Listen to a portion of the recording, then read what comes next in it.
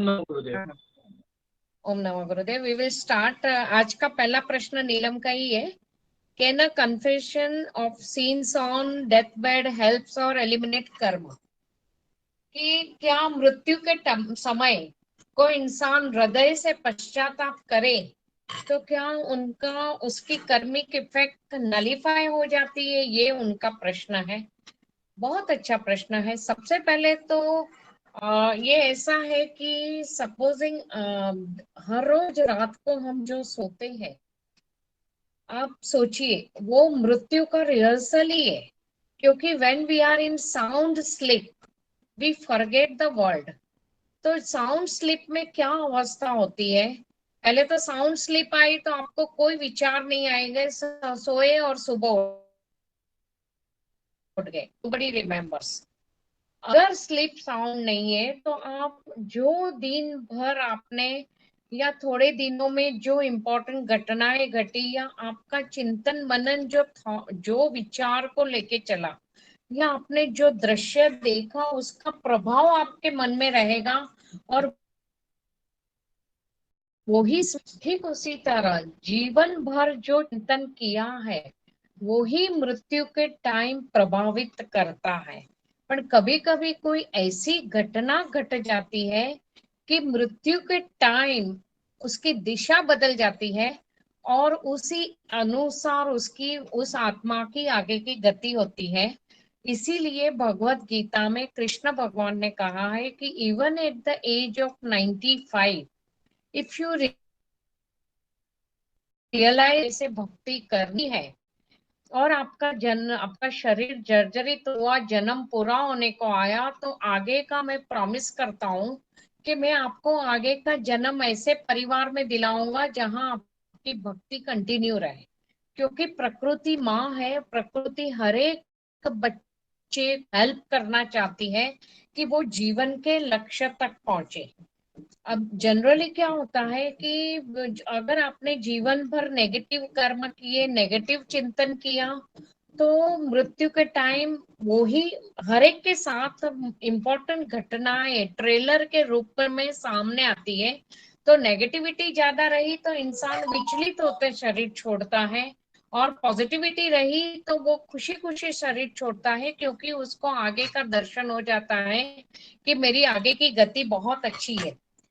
उसका best example मैं आपको देती हूँ। अजामिल ब्राह्मण।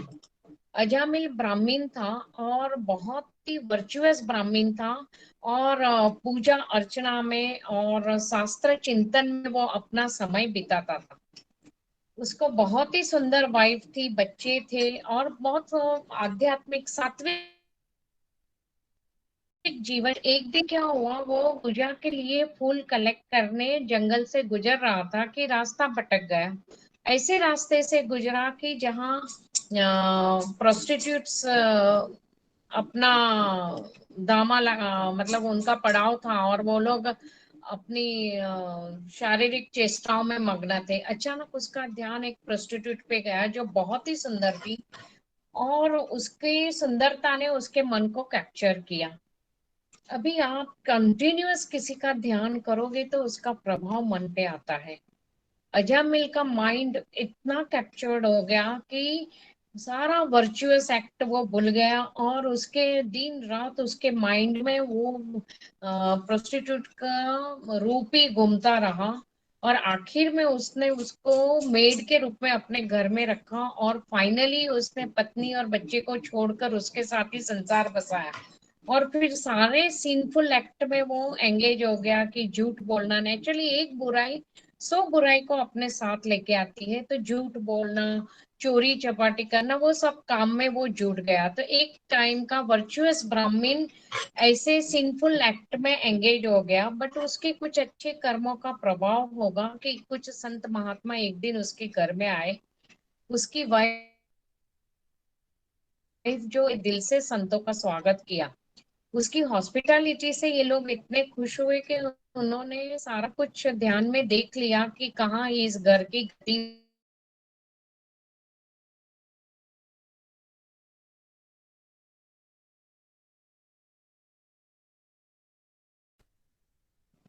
तो ये हुआ और उसने उसका नाम नारायण रखा। अभी अजामिल तो वृद्ध होता जा रहा था, तो उसको नारायण में इतना मन लग गया, इतना प्यारा बच्चा था कि वो कंटिन्यूअस उसकी बाल क्रीड़ा देखता रहता था अजामिल और खुश होता था। तो ध्यान उसका नारायण नारायण में ही रहा, भले वो बच्चे का मोह था, वो कोई लॉर्ड नारायण को याद नहीं कर रहा था। पर स्टोरी गोज कि वो जब एक उसका एंड पीरियड आया और यमदूत उसको लेने आए, तो वो इतना डर गया कि डर के मारे उसने नारायण नारायण चिल्लाया। तो विष्णुदूत सामने आ गए, तो विष्णुदूत और यमदूत में संवाद हुआ। यमदूत बोले उसके कर्म अच्छे नहीं है, तो उसको यमलोक जाना पड़ेगा। विष्णुदूत बोले उसने नारायण को पुकारा है, तो अभी उसको एक मौका मिलना चाहिए कि ताकि वो अपनी गलतियां संवार सके। और ये संवाद बहुत लंबा चला, आत्मिक रूप से अजामिल ने पूरा संवाद सुना और फाइनली विष्णुदूत ने उसको मौका दिया। तो अजामिल समझ गया और उसने जब शरीर में वापस आया, गलतियां की, अभी मैं गलतियों का प्रायश्चित करूंगा। और वो हरिद्वार में गंगा किनारे जाके बैठ गया, बहुत तपस्या की और फाइनली गंगा में उसने अपना जीवन समर्पित किया। तो moral of the story is that कि any moment when your realization starts, your new journey begins। भले ये शरीर जर्जरित होता है, पर आत्मा की journey birth after birth continue रहती है। तो प्रकृति हृदय के पश्चाताप को भी एक मेरिटियस एक्ट गिन के आपको आगे जीवन गलतियां सुधारने का मौका देती है। दूसरा एग्जाम्पल, अंक्रूर डाकू था, लोगों को मार के वो उंगलियां काट के गले में लटकाता था। पर जब उसको बुद्ध मिले, अपनी गलतियों का एहसास हुआ, बुद्ध के शरण में गया, तो बुद्ध ने उसको आध्यात्मिक मार्ग पे आगे बढ़ने का मौका दिया और उसको बोला कि जो जो गांव में, बाजू के गांव में जाके वो भिक्षा लेके गुजरान करे, और ऐसे ही गांव में भेजा जहां उसने सबसे ज्यादा लोगों को मारा था। तो पहले तो लोग अंगुलीमाल को देख के डर गए, पर बाद में जब उनको मालूम पड़ा कि ये तो अभी अच्छा सुधर गया है, तो उन्होंने उसको बहुत ही प्रताड़ना शुरू किया, शिक्षा दी, मारपीट की। पर वो उसके बैड बैड कर्मों की इफेक्ट थी जिसकी उसको पनिशमेंट मिली। पर वही अंगुलीमाल अपना बैड कर्म को रीपे करते करते आध्यात्मिक साधना में आगे बढ़ा, तो उसको ये मौका भी दिया गया। Valia was a robber, but Narad ji को मिलने के बाद जब उसको एहसास हुआ कि उसने जीवन में क्या गलतियां की, तो नारद जी ने उसको राम बोला, तो वो राम भी नहीं बोल पाया, फिर भी मरा मरा करके करके भी वालिया से वाल्मीकि हो गया। तो आपके प्रश्न का उत्तर है कि सीनफुल एक्ट को वो रीपे तो करना पड़ता है, पर आगे कुदरत ऐसा मुद्दे का पश्चाताप है, तो आपको एक वर्चुअस फैमिली में जीवन जन्म मिलता है, या तो आपको गुरु का संग करा देती है कि जो आपको आध्यात्मिक गाइडेंस देते रहे, और आप अपने पाप कर्मों का भोग भोगने के साथ साथ आध्यात्मिक उन्नति के मार्ग पे भी चले। ये आपके प्रश्न का उत्तर है Neelam ji. You need to elaborate more। Okay, I got it. I got it. नहीं सुनाई दिया मुझे। I said I got it. I understood little bit. हाँ, समझा। और कुछ इसके बारे में? लेकिन ये लाइफ का कर्मा जो है वो नेक्स्ट लाइफ तो नहीं जाएगा ना, भी कि तो वो भी कारण, मतलब। हेलो। हाँ बोलिए।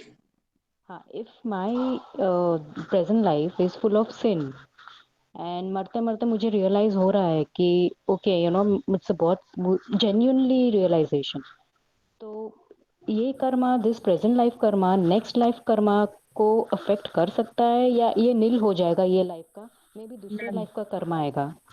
नहीं, नील तो नहीं होता। ओके। रीपे तो करना पड़ता है, पर इंटेंसिटी कम हो सकती है।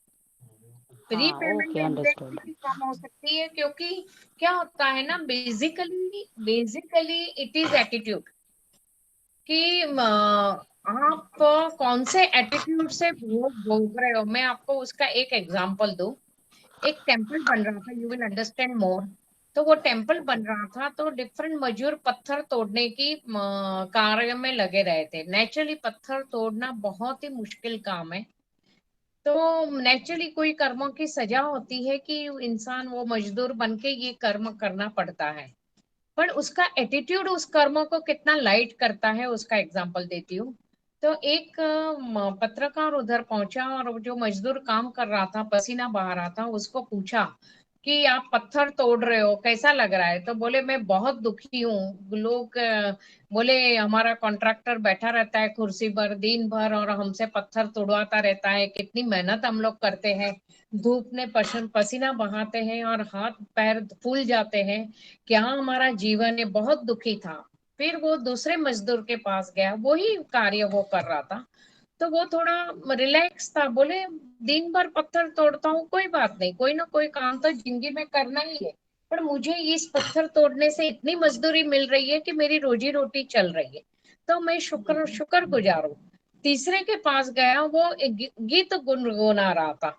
तो मैंने तो उसने उसको पूछा कि तू इतना खुश क्यों है? अरे बोले ये मंदिर बन रहा है, मैं पत्थर तोड़ के ये मंदिर बनाने में सहयोग दे रहा हूँ, और मेरे इष्ट का मंदिर बन रहा है, उसमें मेरा सहयोग हो रहा है, तो मैं कितना खुश हूँ।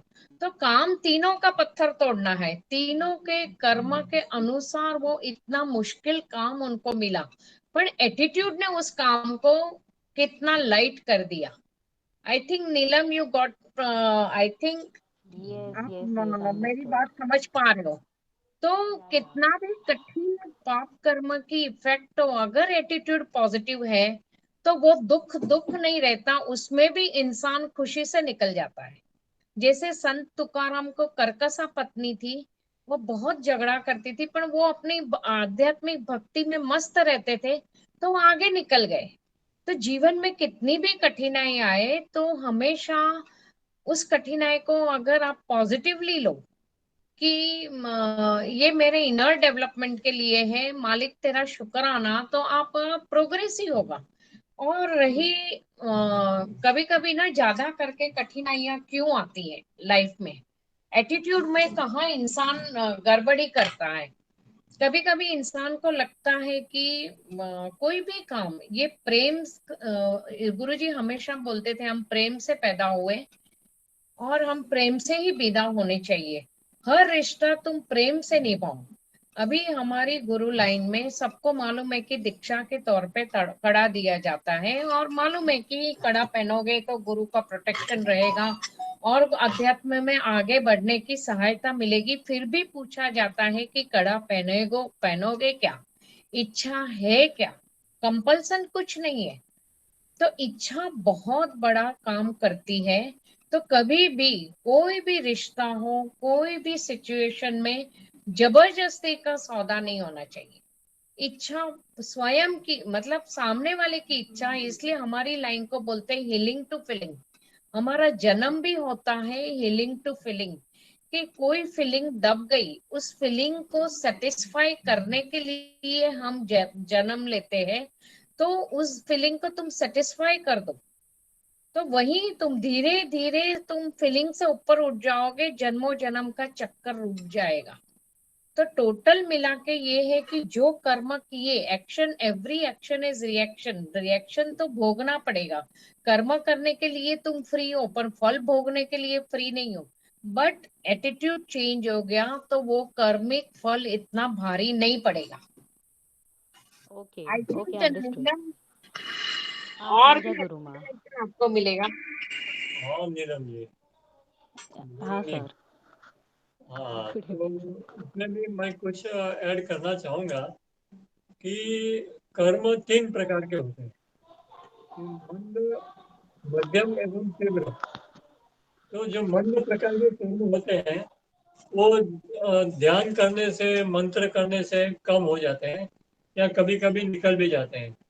और मध्यम प्रकार के होते हैं वो थोड़े बहुत नरीफाई होते हैं और थोड़े बहुत भोगने पड़ते हैं। लेकिन तीव्र प्रकार के जो कर्म होते हैं वो सबको भोगने पड़ते हैं, उसमें से कोई भी छटक नहीं सकता। लेकिन फर्क इतना है कि यदि मरते समय किसी को ये रियलाइजेशन होता है कि मैंने ये गलतियां की है, तो उसको ऊपर जाने के बाद एक मौका जरूर दिया जाता है।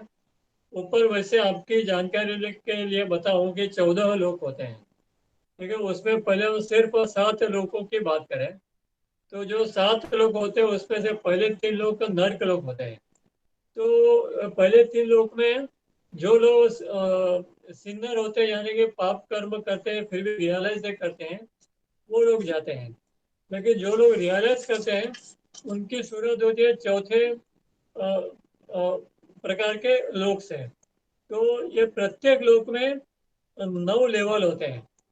तो 9 लेवल का मतलब कि जिस जिस प्रकार के एटीट्यूड एटीट्यूड जितना जितना बेहतर होता जाता है, बेटर होता जाता है, हमारे एटीट्यूड में, हमारे अप्रोच में, हमारी समझ में, हमारे रियलाइजेशन में जितना इम्प्रूवमेंट आता जाता है, वैसे वैसे वो प्रत्येक आत्मा का उत्थान होता है और प्रत्येक आत्मा को ऊपर ऊपर के लेवल में जाने को मिलता है। तो इस तरह से सातों लोक में 9 लेयर्स होते हैं। तो ये प्रत्येक आत्मा की, जैसे हम लोग स्कूल में भी 10वीं तक पढ़ाई करते हैं ना, तो स्कूल के 10 लेयर हो गए ना। फिर कॉलेज के होते हैं कुछ साल, फिर पीएचडी करने के साल होते हैं, और फिर जीवन भी एक संसार भी एक परीक्षा है। सबसे बड़ी परीक्षा तो संसार है। ये जो हम लोग कॉलेज वगैरह में स्टडी करते हैं वो तो सब थियोरिटिकल है। जब हम संसार में आते हैं तब हमारी सही परीक्षा चालू होती है। तो ये परीक्षाओं में से पास होना या इसके प्रति ध्यान जाना, ये सब या तो ईश्वर कृपा से होता है या फिर गुरु की कृपा से होता है। तो एक बार जब रियलाइजेशन होता है तो ऊपर जाने के बाद आत्मा को एक सुपरवाइजर के पास भेजा जाता है।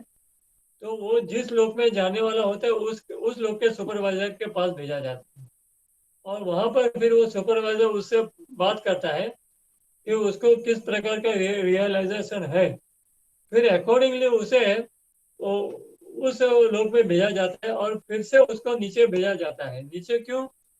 क्योंकि उस व्यक्ति ने जो भी तीव्र कर्म किए होते हैं, वो जिस जिस आत्माओं को उसने तकलीफ दी होती है, चाहे उसका धन ले लिया हो, चाहे उसके संपत्ति ले ली हो, चाहे कोई को लोग मर्डर भी कर देते हैं, कोई को लोग उससे भी और खराब कर्म करते हैं, तो उसका हिसाब किताब वो आत्मा लेने के लिए तैयार बैठी होती है। फॉर पानी आ गया। फॉर योर इंफॉर्मेशन, जब भी कोई गुरु किसी को माफ करने के लिए तैयार बैठा होता है, तो अदृश्य रूप में वो पूर्व जन्म की वो आत्माएं गुरु के सामने प्रकट हो जाती है। वो बोलते हैं कि आप इसको माफ करने के लिए तैयार हो, लेकिन उससे हमारा ये बिगाड़ा था, तो उसका हिसाब कौन देगा? तो ऐसे टाइम में गुरु क्या करता है कि उनको समझाता है और उनको बोलता है कि तू माफ कर दे, मैं फिर इसको आगे सही करूंगा, इसको समझाऊंगा, इसको इम्प्रूव करूंगा, और फिर से ये ऐसी सेम गलतियां ना करे, ये मैं देखूंगा। तो ऐसी कुछ आत्माएं होती है कि वो बोलते हैं चलो ठीक है, आप गुरु हो तो आप देख लो, लेकिन वो मुझे भी सदगति प्रदान करो। तो हाँ, ऐसे टाइम पे गुरु ऐसी आत्माओं को सदगति भी प्रदान करते हैं। और फिर हम जैसे लोग हो या कोई भी हो, मतलब पूरे यूनिवर्स में बहुत सारे लोग हैं। तो जो भी लोग रियलाइज करके गुरु के पास पहुंचते हैं, तो गुरु फिर उनको मंत्र देता है, तो उससे वो उसके कर्म नलिफाई होते हैं।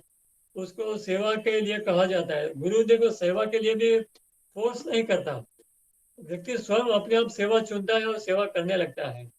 जैसे आज के कोविड-19 के कोर्स में, अब जब पूरे वर्ल्ड में आप देखो कर्म किए हैं, जाने अनजाने में बहुत बहुत सेवाएं की है।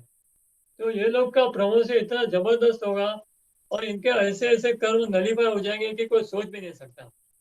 तो इस तरह से सेवा भी बहुत मायना रखती है। तो जब गुरु के पास पहुंचते हैं तो वहां पर भी फाइनल सेवा ही होती है। तो जब तक कोई व्यक्ति आगे बढ़ता है ना, तो फिर गुरु कृपा हो जाती है और उसके ज्यादातर कर्म नलीफाई हो जाते हैं। I hope you are satisfied Neelam ji. Yes, Guruji, very much.